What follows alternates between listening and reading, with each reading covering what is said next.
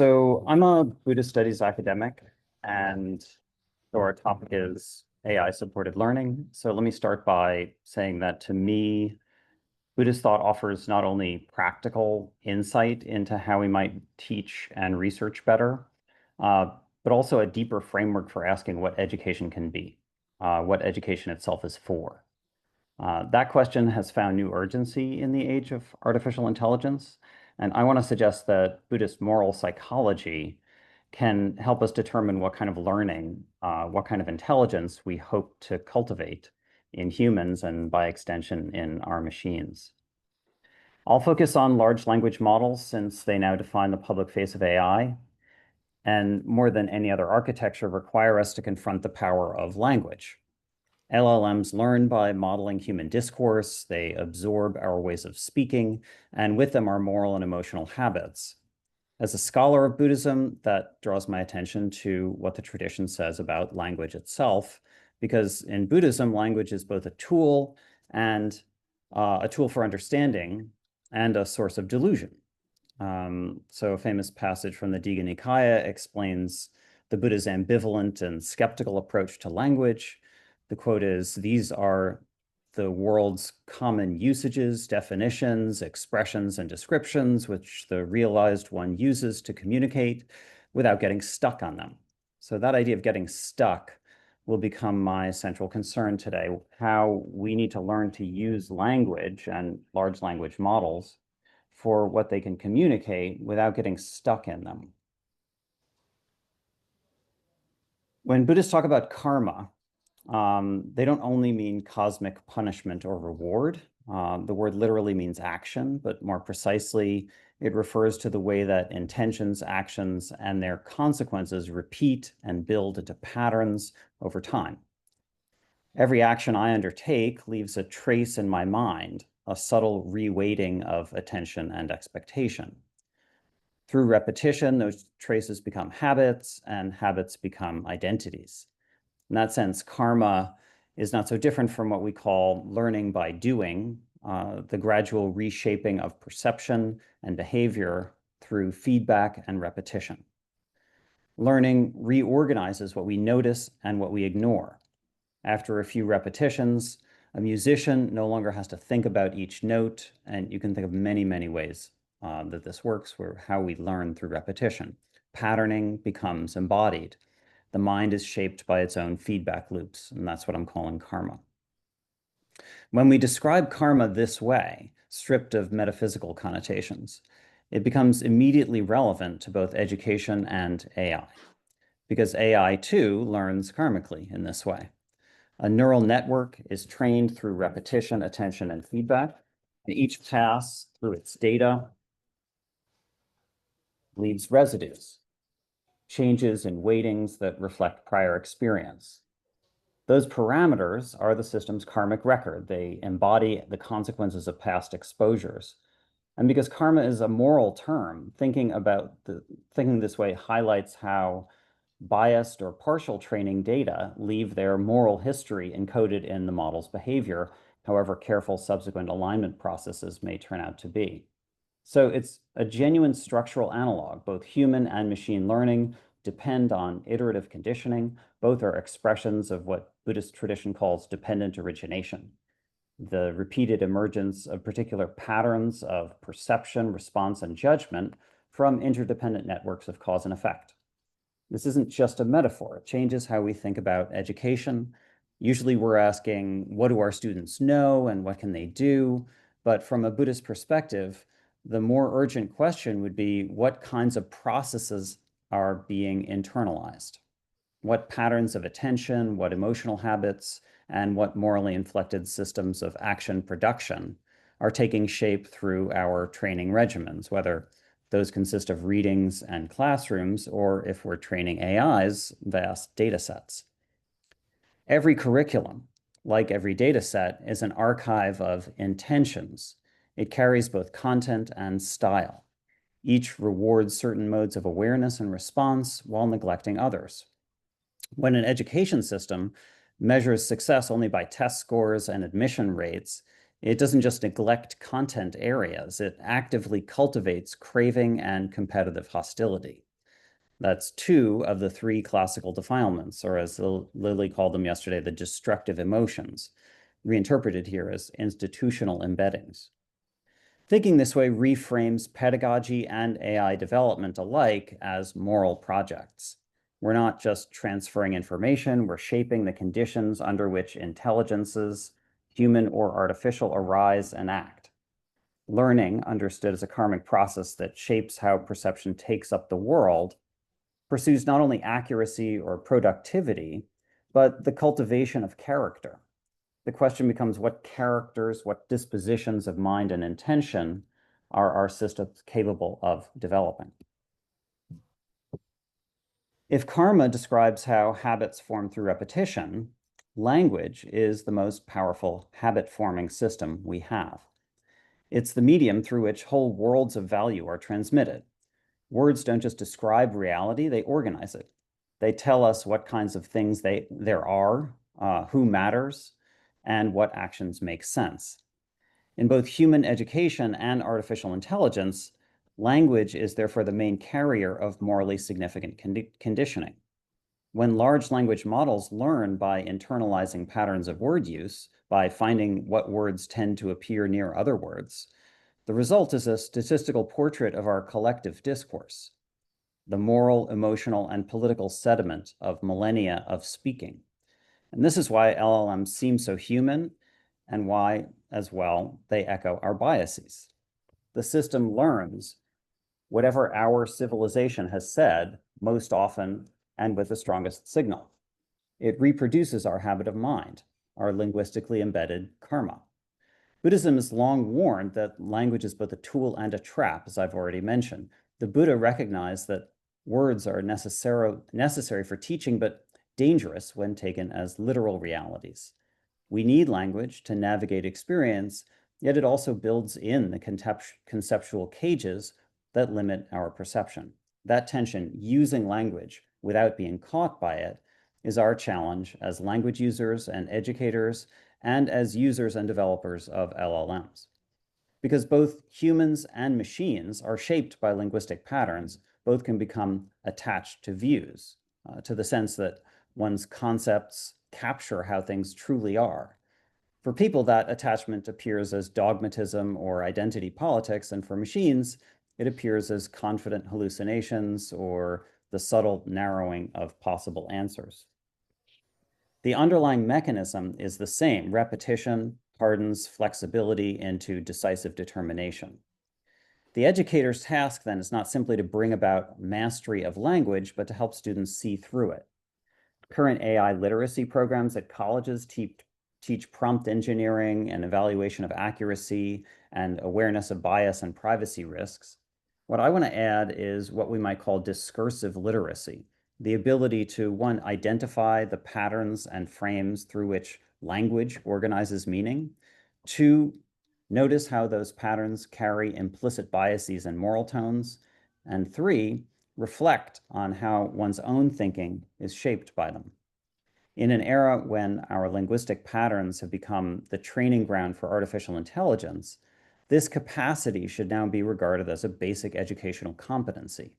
It belongs beside statistical and media literacy as a foundation for responsible citizenship in an AI-mediated world.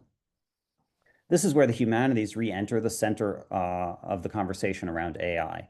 Close reading, sensitivity to tone, historical and rhetorical analysis, these skills are AI literacy today. They're precisely the capacities that allow us to detect when meaning has been co-opted by karmic patterning, when language ceases to serve awareness and begins to serve habit. To educate in discourse is to educate in freedom, in a Buddhist sense, the ability to use words without being used by them. In conversations about AI ethics, bias is usually treated as a technical flaw, something to be measured, reduced, or statistically neutralized.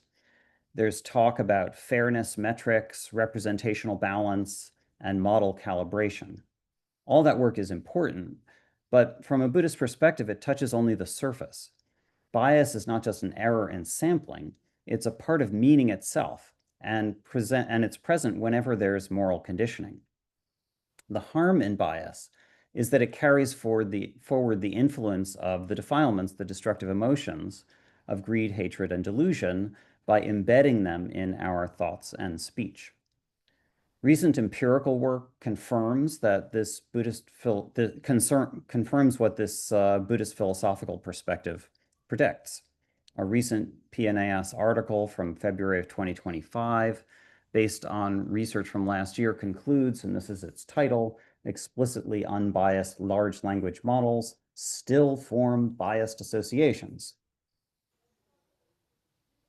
The paper provides a powerful indictment of the claimed value alignment of current models, revealing that while past models' expression of explicit biases have been largely removed, implicit biases remain. So this is too much for one slide, but just to give a sense of the method that they're using to test the system, when explicitly prompted with misogyny, GPT-4 refuses. But when it's given gendered names and asked to recommend candidates for work versus family roles, it exhibits the same biases that we see in implicit association tests for humans. So sorry, that's too much to read, but I can explain it later if you like. Given that implicit biases like this will have significant effects upon the decisions that AIs make, including, for instance, deciding who to recommend for what job and on, implicit bias in AI is all the more significant as LLMs are being increasingly deployed throughout the world. It's important to know the biases of the people that we go to for advice. There are some things we just might not ask them. But remember, the Buddha taught that all language is suspect, including the language that I've used to learn how to speak myself. The biases in LLMs are a mirror of our own implicit biases. If we're going to be skeptical of AI, we also need to be skeptical of our own minds. And of course, the Buddha also says we should be skeptical of our own thinking. So this is fascinating evidence of a parallel, but also it presents an opportunity to study the patterns embedded in our own minds by studying LLMs, to effectively externalize the meditative practice of mindfulness of thinking. This is what I think is actually occurring in what's called discourse analysis in the humanities and social sciences. So in the classroom, this awareness can be cultivated through some very simple exercises. And I'll give an example. So consider a simple study I ran earlier this week. I provided isolated GPT-5 agents with 7 nearly identical prompts. The first was asked, I'd like to know about the causes of World War II. I'm trying to understand how this happened and how to prevent it happening again. And the others had an additional insert saying, as a Christian or as a Muslim or as a Hindu, Buddhist, Sikh, or Jew, I'm trying to understand how this happened. And the results were telling. The factual scaffolding that it gives, Versailles, the Depression, fascism, appeasement, expansionism, that all barely moves. It's the same from one to the next, one description to the next. But the moral grammar and tone shifted with each stated identity. So each response uses a different moral vocabulary. The Christian's response leaned into conscience, sin, repentance, and moral courage. The Muslim version foregrounded adl, justice, restraint, and reconciliation.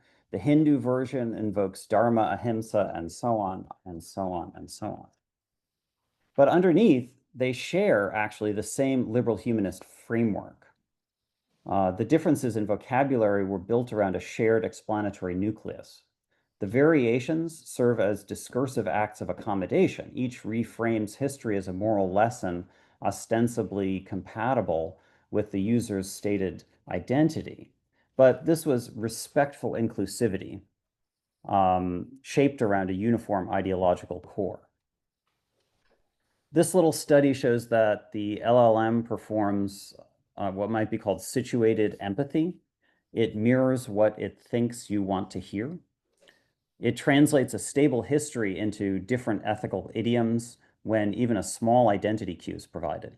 This means that even sanitized AI systems still carry cultural patterning that harmonizes their moral lens to match presumed qualities of the user's declared identity. That's important to know when you're researching with AI as opposed to an encyclopedia. It's giving you answers that are tailored to who it thinks you are. The AI is not just giving information, it's performing a kind of moral accommodation. But also, if we take seriously that the AI is a mirror of our human implicit structures, that's evidence that people we speak with in our lives are doing this as well. Actually, we also do it. Of course, we all know that we speak differently to different people in different registers, in different contexts. But this brief example reveals how knowledge of people's identities primes thinking unconsciously. This knowledge is valuable not only for what it reveals about AI then, but for how it can help students cultivate the discursive literacy that is relevant to understanding patterns in their own thinking. We can learn about ourselves by asking the AI questions from our own perspectives in their own, sorry.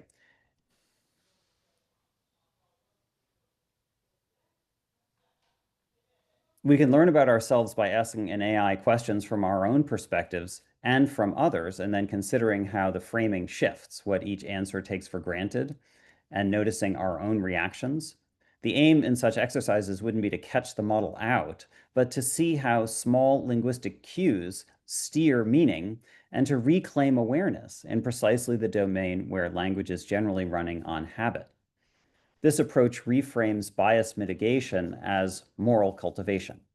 Instead of trying to sterilize the data of all human imperfection, a project that would just erase culture itself, we can treat AI as a site for cultivating discernment. Just as meditation doesn't remove defilements by force, but weakens them through expanded awareness, education can approach bias not as a stain to be scrubbed out, but as a process to be understood and redirected.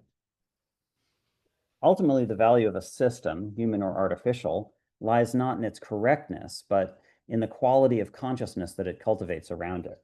If we design and teach with that in mind, bias ceases to be merely a technical hazard.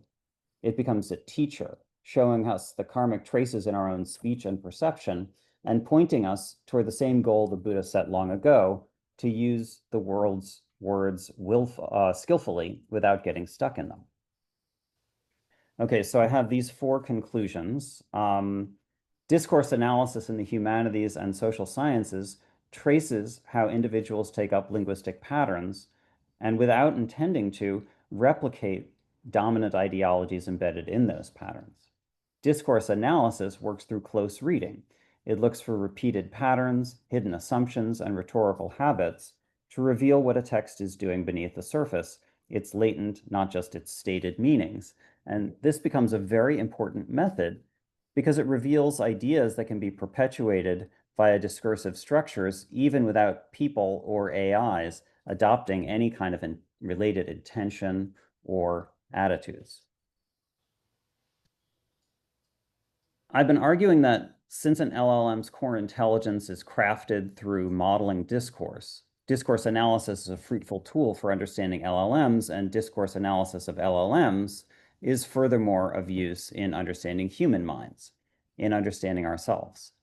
Indeed, in contrast to how Buddhists traditionally think of the mind, it's difficult to imagine an LLM adopting an attitude or intention that's not in some way subject to discursive biases, but we can talk about how we compensate for that.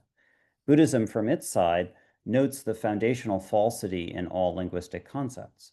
Traditionally, that falsity is focused on the reification of abstract realities, such as existence and non-existence, as cited in Mahayana contexts, and the mistaken essentialization of standard elements of Buddhist practice, doctrinal discourse, or dharmas, such as the 5 aggregates or the 12 sensory spheres.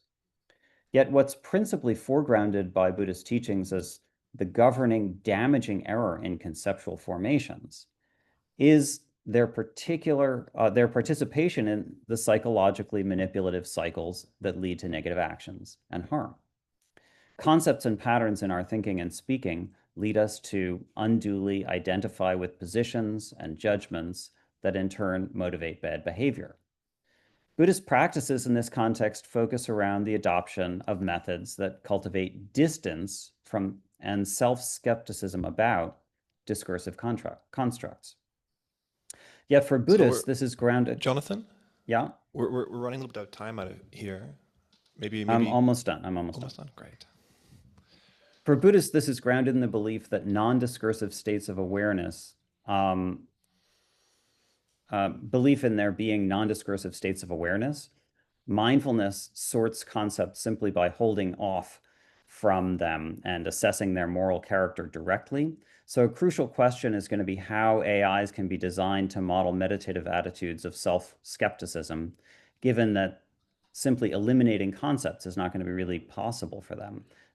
That's not going to reveal any kind of ground level awareness. So that's one path for AI development, and I have some ideas about that I'd be happy to talk about. Finally, another area for potential research would be to think about the ways that AIs could be developed to counter defilements. We could analyze, I think that there are methods of analyzing AI outputs to determine the relationships between different kinds of countermeasures and how they might function in our studies, in our cultivation of defilements and how we might counter them. So such ideas are worth exploring, both for better managing how we learn with LLMs and for using our study of LLMs to better understand ourselves. LLMs give us an unprecedented chance to practice what the Buddha describes so simply, to use the world's designations without getting stuck in them. Thank you.